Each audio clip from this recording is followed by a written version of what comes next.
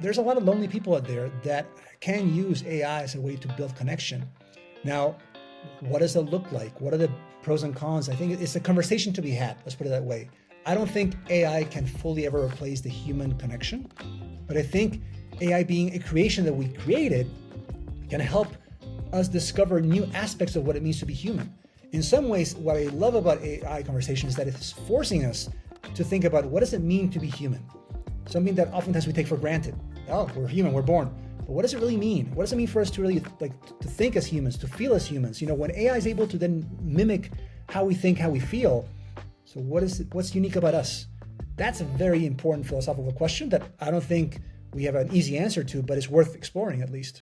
All right, guys, welcome back to a brand new episode of the All Innovation, the AI podcast. Once again, Keenan Hart here with you, trusty sidekick, Mr. Dante McClain, and we have another amazing leader that we're going to be talking here today. Today, we've got Andres joining us. So, Andres, the work that you guys are doing at UFacilitate is incredibly important. But before we kind of dive into what you're doing from a business perspective, I want to ask you a question, and I think Dante's going to love this as well. What does yes and mean to you? Well, first of all, Keenan and Dante, pleasure to be here with you, and thank you for inviting me to your podcast. So yes and are two small words that have a big impact and a big history for me. So those are one of the basic tenets of improv theater. So for those of you that don't know, when you're doing improv theater, which is unscripted theater, the way it works is somebody makes an offer, like you just did, you asked me a question, and then the idea is that the ensemble, that somebody on the stage with you will say yes and build with that, and then build a story, and then if we're all doing that, we're making each other look better. We're creating an environment where we can try new things and experiment. And improv, personally, and we might get into this later on, has a huge impact in my life because it saved my life as a teen. So I'm glad that we're starting off this way. What about you, Dante? What does that mean to you, brother?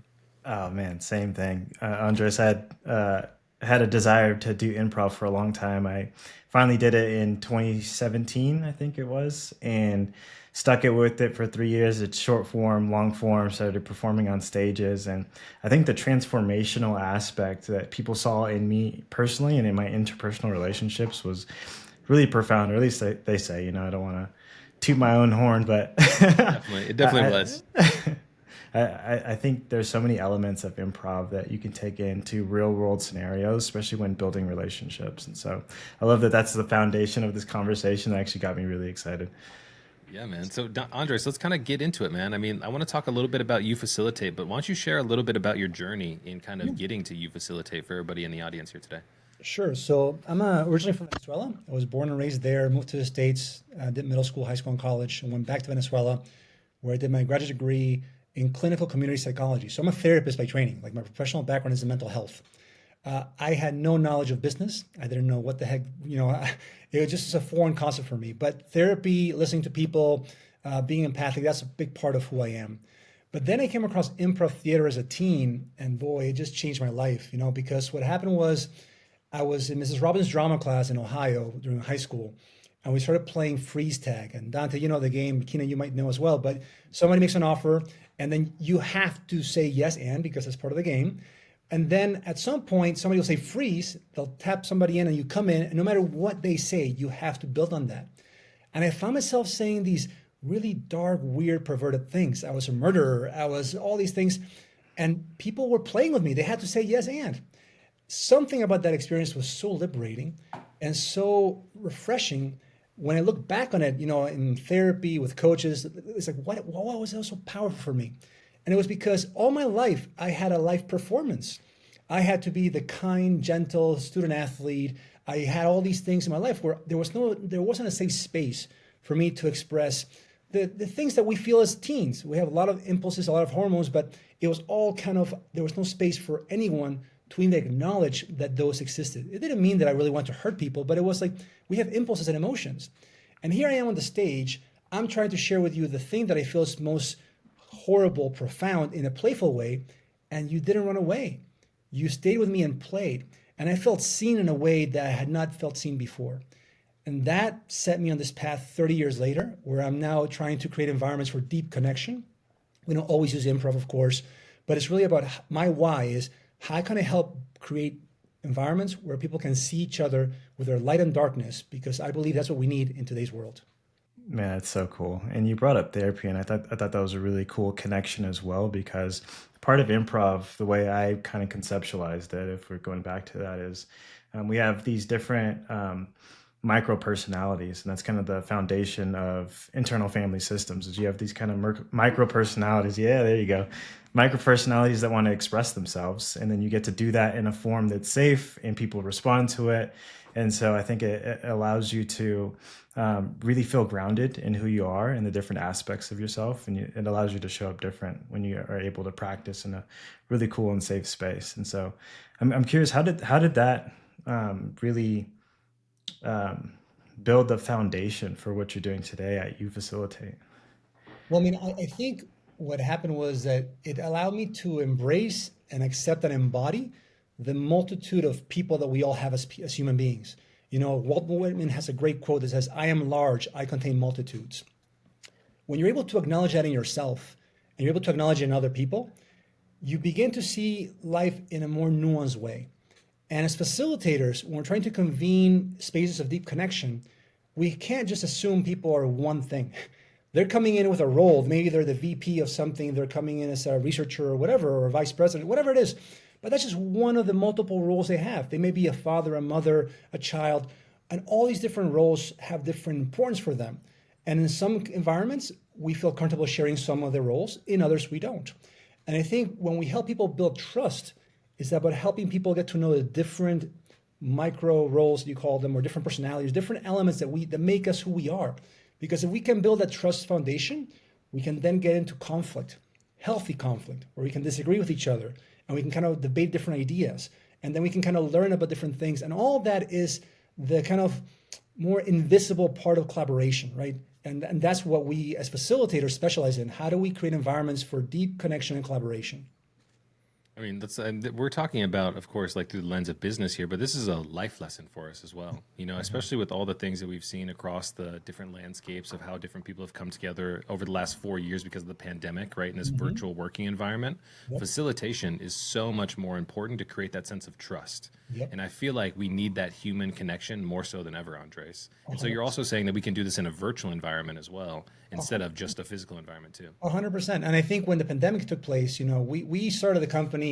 So I started the company back in 2019, the summer, but it didn't really kind of formalize until the January 2020, right before the pandemic. So March 2020 comes, everything locks down, everyone is thrown to doing virtual meetings, and people begin to realize, oh, meetings can't have to be more than just putting people in a room, because then you had these really inefficient, soul-sucking meetings, and people needed to learn how can we use virtual environments to, again, help facilitate conversations and collaboration.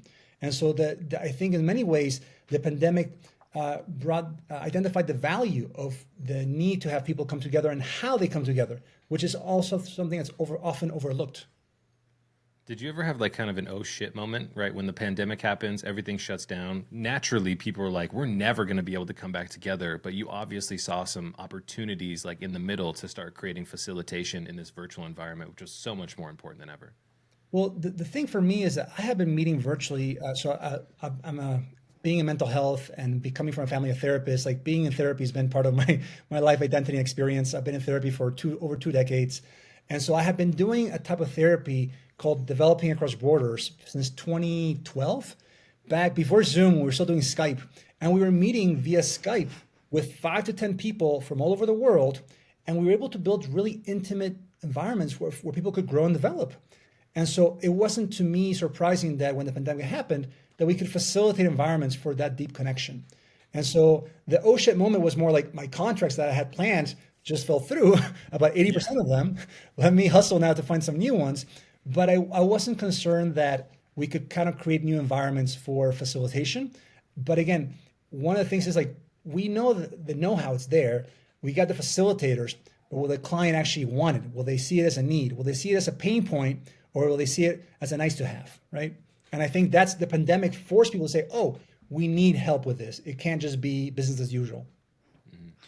For anyone listening right now, and they're like, man, that sounds really cool. Facilitation. I'm in meetings all day. I'm a leader. I'm a founder. I have to be able to lead discussions. What are some of the principles that they can take away from UFacilitate that they can start implementing today?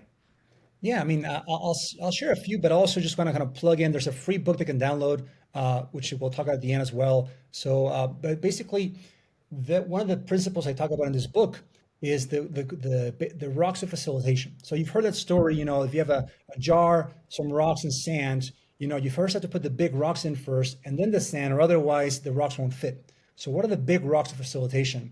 And there are three: who's it for, what's it for, and what are the constraints? You had to think of your audience. If I'm facilitating a workshop for my team, it's going to be very different than facilitating a workshop for executives that had never met each other, or if I'm facilitating a weekly team meeting with whoever it is.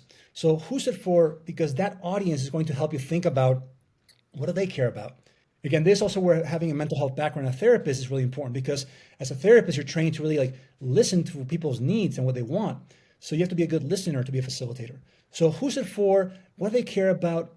The next skill is what's it for? What's the overall objective we're trying to achieve? So many meetings are worthless because there isn't a clear objective. We're just meeting because we're just meeting and we're just giving updates. But is updates the point of this? Couldn't we do this via emails or other ways? And so you have to think about what is the intention. So one of the things I say is that meetings, facilitation, workshops are modern day rituals where we have the opportunity to transform ourselves. And rituals are all about intention. So who's it for? What's it for? And the last and most important one as well is, what are the constraints? I can't design a 1 hour meeting wanting to pack a half day agenda into it because I have 60 minutes instead of a full half day or whatever it is, right? So we have to think about what are those constraints in terms of the time, the people. Are we doing a virtual setting? Is it hybrid? Is it in person? So for the listeners that are thinking about, how can I incorporate some of this? Just take 10 minutes before your next meeting to think about who's in this room, what are their needs, what are we trying to accomplish for that, what are my constraints, and that's going to give you some of the basic elements to think about, okay, well, then how can I structure the meeting? Because if you want to brainstorm, you're going to be thinking of a meeting that's much more open-ended than if it's a meeting that's about me giving you information, right? And so again, this is just some of the core elements that I think can help people begin to think about that. And I feel like this is an area where, so many people have participated in so many meetings. And as you were even talking there, I was thinking man, are even my meetings structured appropriately? Because I know who they're for, but it isn't clear often what it's for. And then what are the constraints that we have in the time? Because often we think that meetings are meant to bring people together, but they're really for making decisions. And so it's the prep work that comes ahead of that time makes the meeting so much more valuable. And I feel like we really need to take a deep look at, how everybody is kind of holding their meeting spaces, because having better structure makes so much more sense. 100%. I was just going to add also, there's a free resource. If you go to Lucid Meetings, they're a company that specializes in at least they were last time I checked, but they have something called taxonomy of meetings, where they broke down the different types of meetings that exist. And again, these different meetings have a different purpose and therefore a different agenda. And so I love the fact because it gives you different ideas of not all meetings are the same. And then for different meetings, you have to design differently. And so what we offer sometimes is obviously that's more like a standard boilerplate kind of generic structure. But we love to help organizations think about what are your meetings? You already have some meetings. Let's identify them. Let's identify what they're for. Let's refine the agenda and let's coach you to learn how you can facilitate those meetings in a way that's much more efficient and effective. I mean, I have so many meetings that, as we all do, that pile up over the course of years of running a business. And then, you look up a year, 2 years later, and you're like, what are we even meeting every day for anymore? It doesn't seem as productive as it used to be. I'm curious your take on reducing the number of meetings, or when do you know when to cull a meeting because it's no longer productive and we've kind of gotten off the original intention that we set the cadence for in the first place? Yeah, I mean, not all meetings should be meetings, right? Especially when you're trying to disseminate information. I think oftentimes that can be an email, that can be a video, that can be a PowerPoint that gets sent out because people can then consume it.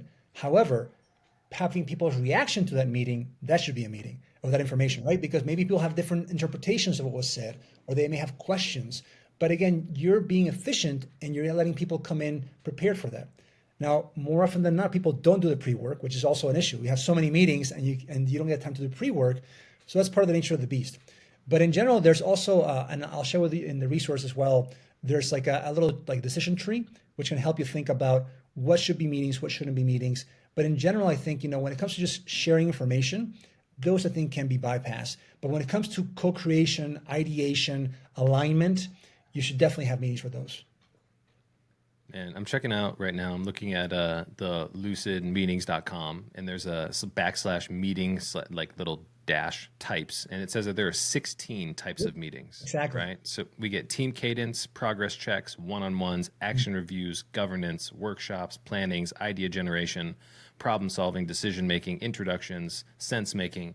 There are so many different types of meetings that I never really were in my privy. Yeah. You know what I mean? But each one of them has to be structured different because they each have a different outcome. Exactly. It's a different, the audience might be different, the intention might be different, the constraints different. So again, you have the three big rocks. They look different for these different groups. So here's a question for you. What's the difference between, someone who thinks they're facilitating a meeting and maybe somebody who's just like commanding the space? Like, what's the difference in that, Andres? Can you say more about what you mean by, like, what's your understanding of facilitation versus commanding the space? And maybe I'll Well, I mean, like facilitation is exactly what we're talking about here, is like having an understanding of the structure, who's coming in, what's most valuable, what type of outcome we're looking for from the facilitation of bringing these people together, Yep. right? And then just commanding the space is basically like, hey, everybody needs to be in the meeting at 12. Yeah. And some of the misconceptions that come along with thinking that the commanding of bringing people together is the same as the facilitation of bringing these meetings together. Well, and this is why exactly I talk about leadership as facilitation as leadership in the 21st century. So, so for some context, I teach leadership development at Georgetown University, and my class is broken down into 5 days. It's a week-long class, and I take people through, the context of leadership in the 21st century, then the need to lead yourself before you can lead others, then what it takes to lead others, then what it takes to lead organizations, and then on the last day, I ask my students, after all these 4 days of talking, reflecting, etc., what do you think it takes to lead in 21st century? And they spend half the day kind of coming up with a prototype of presentation in which then they present and et cetera. So after doing that for several years, and my passion for facilitation, having a business in facilitation, I gave myself the challenge to basically answer that question in the form of a book with the help of ChatGPT to make it more succinct, right? And be able to do it in a month. And the answer to my question is facilitation. Because here's the thing, leadership is shifting from a command and control structure, which is commanding the room, to engage and align. When things are moving around so much, command and control doesn't really work because things are shifting too quickly. And you need to be able to, as a leader, engage and align whatever's emerging to lead you in that direction. The command and control structure would benefit from a strong person that has the loudest voice, that has the strength in the room, the power, etc. And that may work really well for hierarchies. But more and more, we're moving away from that, given the world we live in. And instead, we're moving towards more decentralized systems. And for that kind of environment, a facilitator archetype is is a better fit for use for those environments.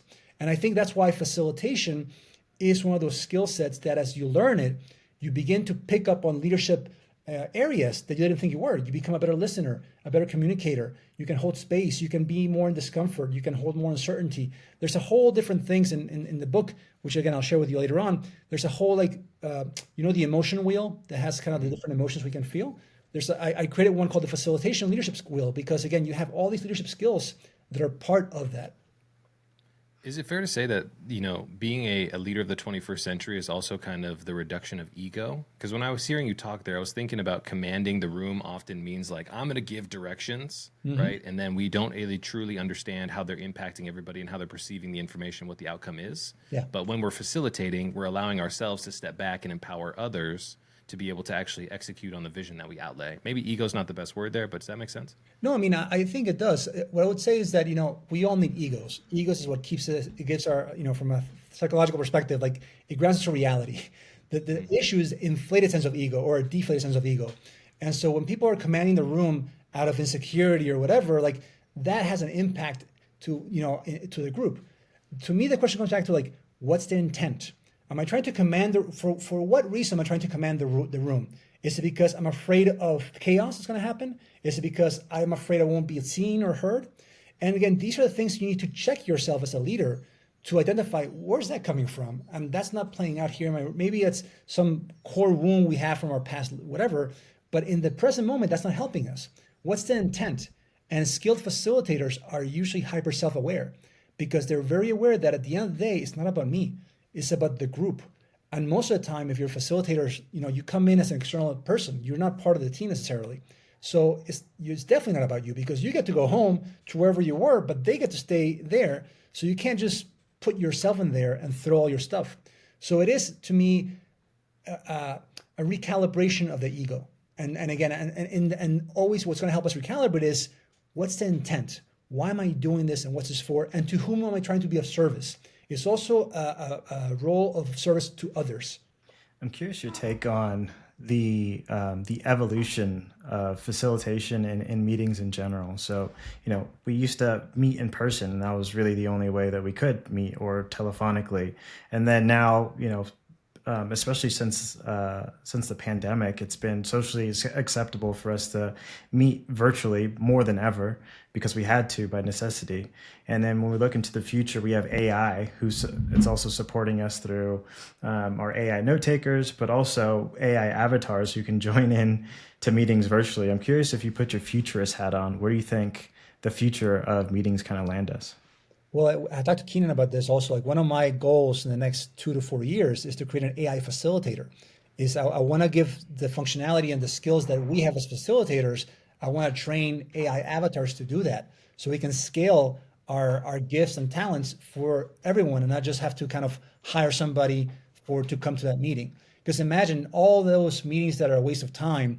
And there's some studies that show, I think the Doodle State of Meetings shows that $500 billion are wasted in meetings in the US and UK alone. And again, that's because you have this is back like 2019, pre-pandemic. After that, I don't know how it's changed. But it's probably worse. Yeah, this is what Doge should be focusing on. You know what I mean? Oh my goodness. But think about all the, I'm guessing, I don't know exactly how they estimated that number. But think about, you have a weekly meeting, you have 10 staff, each staff may be making low 6 figures, high 5 figures. That adds up very quickly. And like that one meeting in a company of 5,000 individuals, it multiplies, right? And so that's how they kind of try to estimate this number. So imagine having those meetings, whether you don't have those meetings, or you have them much more better facilitated by an AI function. And again, the field, I think, is not quite there yet, but we're very close. I mean, just imagine the world where, right, you hop in, right, prior to your meeting as an executive, right, you have an AI facilitator, right, you upload all of the content that's necessary, what the objective is, who's participating, what are some of the constraints that we have, and then your AI avatar hops on and is like, okay, everybody, we're here today to talk about this, and this is the outcome that we're looking for, and these are the areas in which I need each of you to contribute, and blah, blah, blah, and then driving them through that experience. So much more efficient, right, than just sitting in kind of wondering what next steps are. There are so many efficiencies, even in creating better company culture, in facilitating better meetings. I know, Dante, I talk about this a lot in our personal lives, but there's a person who's out there, a CEO. Her name's Layla Hermosi, right? Have you ever heard of her, Andres? Yes. Yeah. Yes. Okay. So Layla talks about the preparation that's necessary for a meeting, and it's interesting to me when I see her content on like social and stuff like that. She's like, a lot of executives never actually prepare for meetings, and you wonder why your meetings are dog shit and the results that come out of them are even worse. And it's like, I never really thought about the prep work that goes into the facilitation until we really kind of started talking about this more, Andres. I mean, I would say it's obviously it's just a guesstimate, but I tell people, I just said this earlier today, that I would say 80% of success of a meeting or an event is the preparation. 20% is the execution. Because in that preparation, you're designing for an environment that's going to promote a particular type of behavior or engagement, right? Then you have to be willing to improvise and for things to change and to show up and be present. But if you don't do a good prep work, you can be the best improviser, have the best presence. You won't have the design to help you achieve what you need to achieve. I'd love to kind of dive in. At the top of the call, you talked a little bit about, I believe you talked about bias within meetings. Is that correct? Can we double click on that? What does that mean exactly? Bias within meetings? Yeah. I mean, what I understand that to mean is that within meetings, like we all have a bias as humans. And let's workshop this together. So if I don't get it right, we can do it again. Okay. Understanding, I think of that enough is the fact that we all are biased in some capacity, right? I think is if we don't check those biases with other people in preparation for that, that may impact the meeting. So maybe I'm coming into a meeting thinking it's a great idea, I'm going to present it, they're going to love it, etc. And I don't do the prep work to help design a meeting to get proper feedback, etc. So what might end up happening is if I'm the boss and I presented, oh, everybody check this out, and then everybody, I have power in the room. I haven't vetted this beforehand, and depending on the culture, I may get a lot of, oh, yeah, great. But then at the end of the meeting, it's like, that was horrible, right? And so you end up creating this parallel culture, which is not helpful. A good prep session for that would have been, let me to meet with some different stakeholders and just test out these assumptions before I go in there. Let me challenge my biases, right?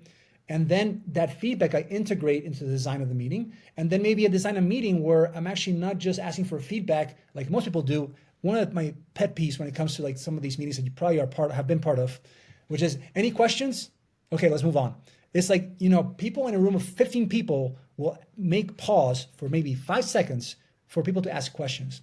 It takes a lot of guts for somebody to raise their hand or speak out or unmute themselves to say something in that environment. That's poor design for getting feedback. If you want feedback, you have to either do now we have tools like Mentimeter, Slido, you can do it anonymously. If you want to do it live, you can do breakout rooms, either in live or online. But the point is, you wanted to get small groups together where the trust can be built quicker and people can share that. There may be some team cultures where, yeah, it's acceptable for you to just speak out if you disagree, but the level of psychological safety in organizations is not always there. I want to double click on that, actually. So, one of the things that I find myself doing is I'll give presentations, right? And one of the most frustrating experiences is when you have a group of 15 people in the room who are all part of an organization. Everybody's off camera, and you can't get participation and engagement from everybody in the room. So you're asking like, hey, in the chat, go ahead and, ask any questions that you have, and I'm happy to address those as they pop up, but you don't get any engagement. So how can we structure these virtual meetings better to get better engagement? Is it pre-agenda, or what do you kind of think, or what suggestions, Andres? Well, I would ask a couple questions to help think through this, because that's a symptom, but we need to understand what's the root cause of this, right? Mm-hmm. So oftentimes facilitators, when we do the prep work, it's not just for the design, it's to build trust with the participants. We want people to have a relationship with us as we come into the space. I don't know if this is your case or not, but if you had met individually with 3 or 5 of those people individually, now they built a relationship with you, Keenan, where if you ask them, hey, and let's say this is Dante, what do you think about this? You can call him out by name because you actually had to spend an hour, half an hour with him thinking about this. There's trust built. And there's a pressure for, if you call on him, that, hey, we spoke, there's something here, right? So you're wanting, the prep work is not just about the design, but it's about building the relationship that will then support you as you facilitate. Because when you're facilitating, you don't really have any power. You're given power by the group. They're giving you they're staying silent. They're choosing to listen to you. So in some ways, they're giving you their power, and you want to be able for them to follow you. But they won't follow you if you don't build trust with them. So depending on how that meeting was set up, depending on how much prep work it was, that would make a difference. Because if you're just an external guest speaker, everybody, let's hear Keenan give his keynote, wonderful. But what was the level of buy-in? What was the level of the people's participation in the interest or desire for this? And so that's going to make it 10 times more harder for you to get input and feedback than if there was a different setup for that, right? So I think that's one thing. If you find yourself in this space though, and this has happened to me as well, no matter how much of prep work, et cetera, a couple of things you can do is you can, depending again on the design, what's it for? Are you trying to just engage them, or you actually want feedback, et cetera? So one thing you could do is, encourage people to use the emojis, emoji icons on Zoom, the fingers with the little thumbs up or whatever, the balloons. Encourage people to just even before you start, you can put a question in the chat saying, hey, how are people coming to today's call, or what are you most excited about? So the engagement needs to happen way in advance. And this also happens live. I just had an event that took place 2 weeks ago. Very VIP client, about 200 people. And we had gone back and forth a lot about the design of this activity. We were recommending a much more interactive, engaging experience.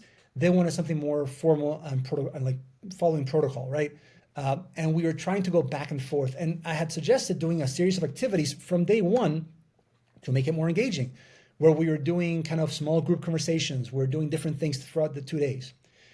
They allowed me to have the last session on day 2 to make it more engaging. And what happened there was actually a great lesson.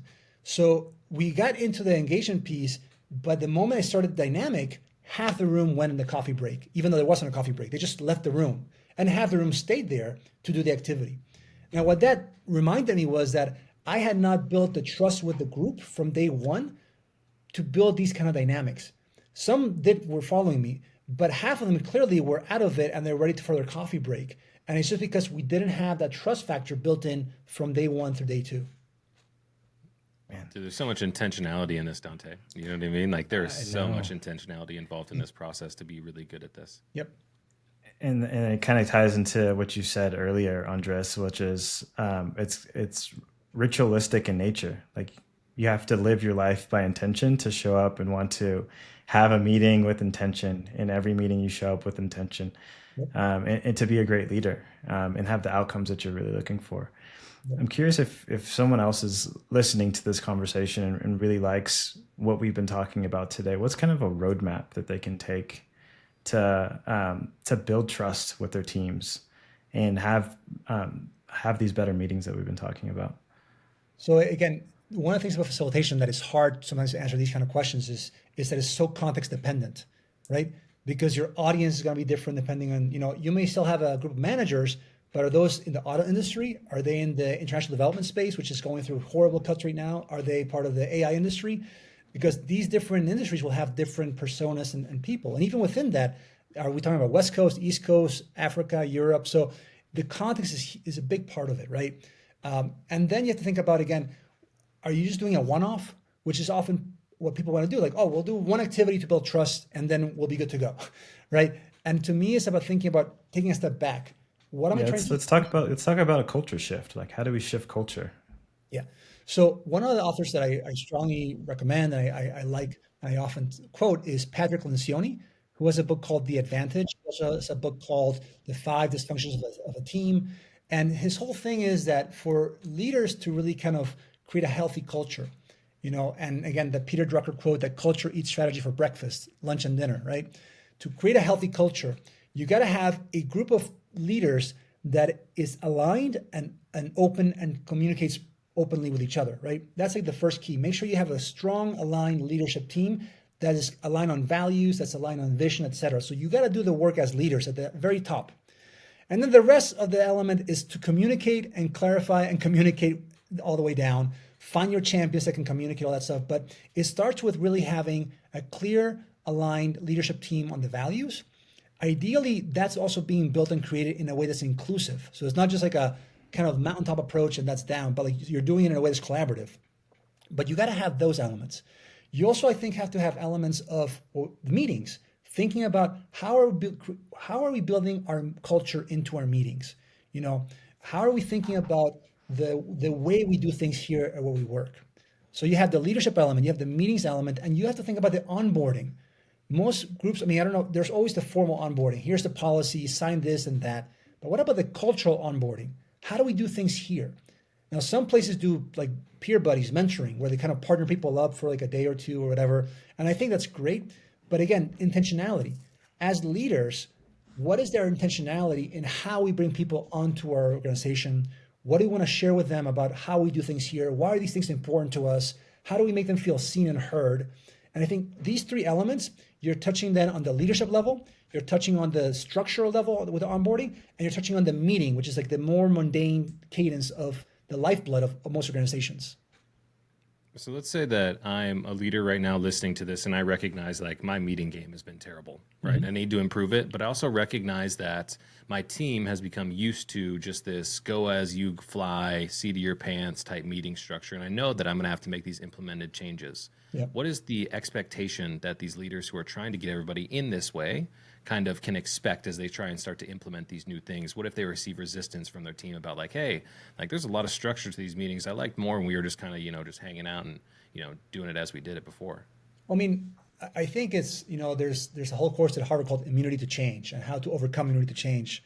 But there's also a friend of mine, Fisher Kwa, who did a whole thing on like that human beings, we thrive in change. We're changing all the time. Biologically speaking, we are changing as we speak in this conversation. So we're not changing are foreign to us. The thing is, change done against our will is what we resist, right? So again, if you want this, in this scenario you described, Keenan, if this leader wants to redo their whole game, involve the participants and their stakeholders in, hey, what do we like about this? I actually just heard at that same event, that I mentioned about the 2-day event with the group dynamic, one of the keynotes did a wonderful, said a wonderful, he quoted an activity called the stupid rules game, where essentially the CEO would ask their staff to say, give me a list, nominate all the stupid rules we have in the company. And then that would be a great way for then the participants and the stakeholders to say, hey, our meetings, our weekly meetings are horrible. They're stupid because X, Y, Z. And then propose new ideas. So the more inclusive, participatory you can make the changes, the more people get buy-in into where they want to go, the easier it'll be for your leader to do that. And going back to facilitation, that's what facilitation is about. I don't tell you where to go. You told me where you want to go. I'm helping create the environment for you to go there by me holding the space. And that's what I think leaders nowadays must do.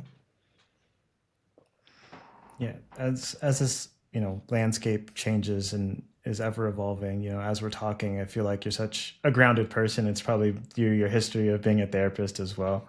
I'm curious, what are some of the tools that you use to stay grounded as you're going out in business and growing business, but also leading people? Yeah.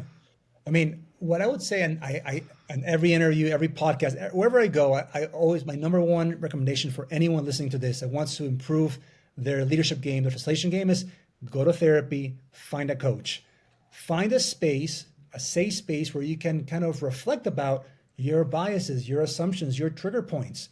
You can't control the world out there, but you can control yourself, or you can try to control yourself, ideally, right? And so I think that if you can do that work, that's the hard work. The rest, I think, will flow from there. So I would say, like, number one thing is work on yourself. Work on identify what's triggering you, identify what motivates you, what gets in the way of that. And not in a way that's like, I have to figure myself out, because we change. But at least make the intentional space on a weekly level or a daily level or a monthly level to just talk to somebody, and even now with AI, I've been using Meta AI in my WhatsApp as a kind of just talking to it, and kind of like I was having a bad day, and I was just like, hey, like, help me think through questions to help me get out of this funk, like help me take perspective on what's going on. And so it was just, I was able to share with AI different things, and it was a surreal experience to kind of have this AI. I actually got teary-eyed at one moment because the AI reflected back something to me. I felt seen, and I was like, oh my God, this is like a new dimension where AI is able to reflect back something to me that like makes me feel emotional.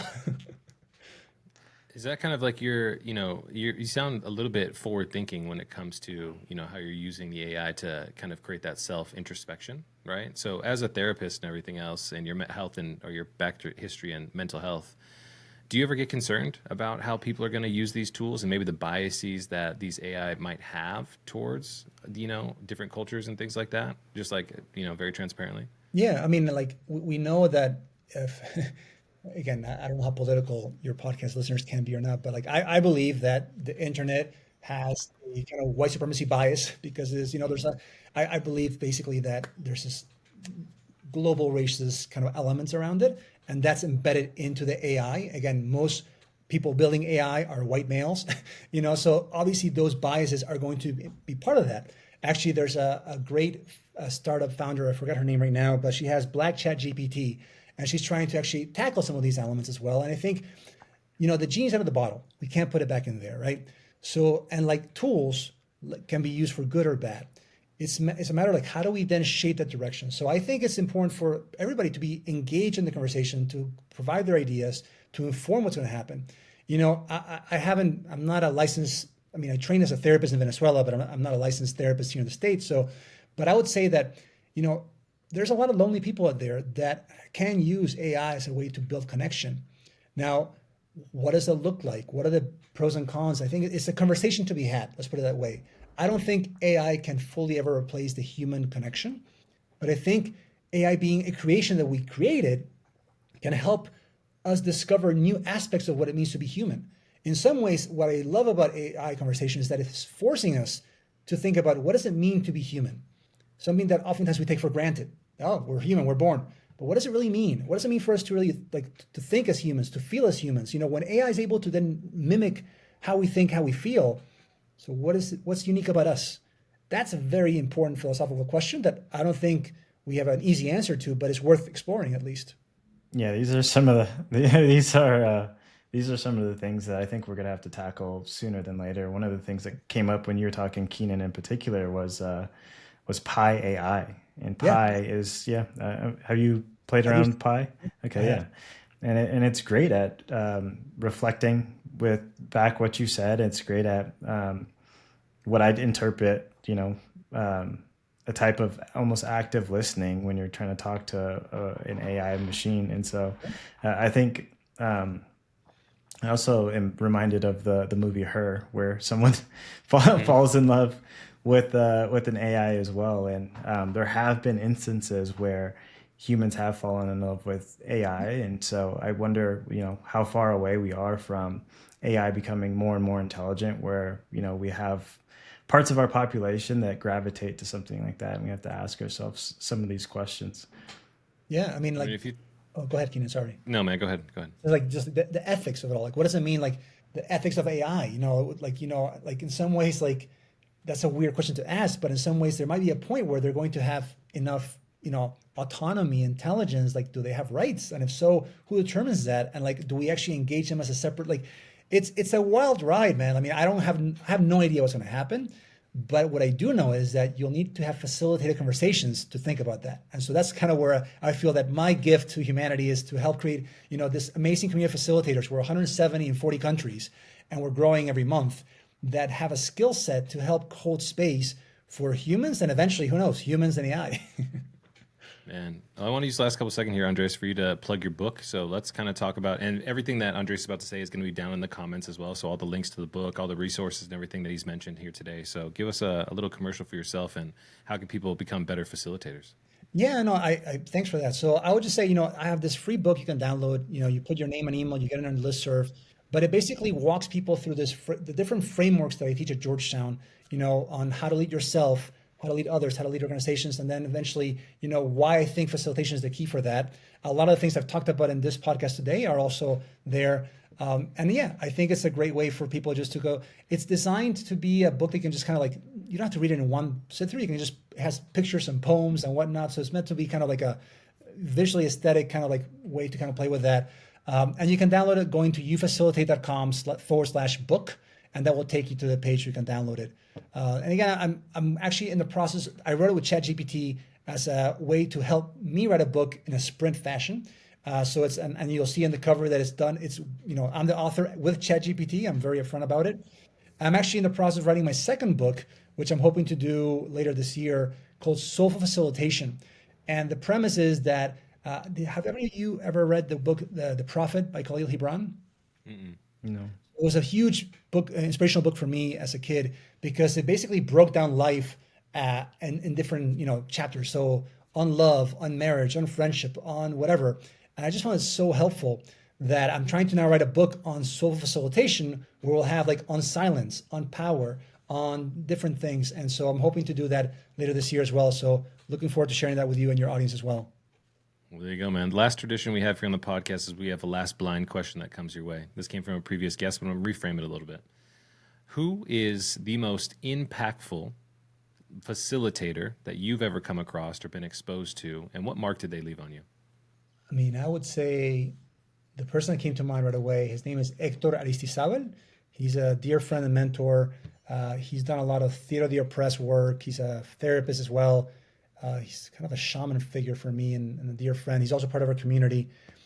And he's just it's such a soulful approach to facilitation. It's so like about feelings and body and embodied. And he's done a lot of work now on also on deep ecology, on how we're part of nature. And so like what I think I found him to be so impactful is that rituals help us see our place in life. Like you enter a sacred space. He helps create these workshops that are ritualistic, where essentially you end up kind of getting a perspective of who you are in the world and your perspective. So I think he's somebody I would nominate for that. Well, Andres, man, we can't thank you enough for being on the podcast. Seriously, learned so much. I have so many notes here in front of me, and I am really encouraged, right, to become a better leader. First, by leading myself, so I can lead others, and so we can become, leaders of organizations as well. But can't thank you enough for coming on the podcast. Seriously, thanks so much, bro. Thank you both, guys. Appreciate it.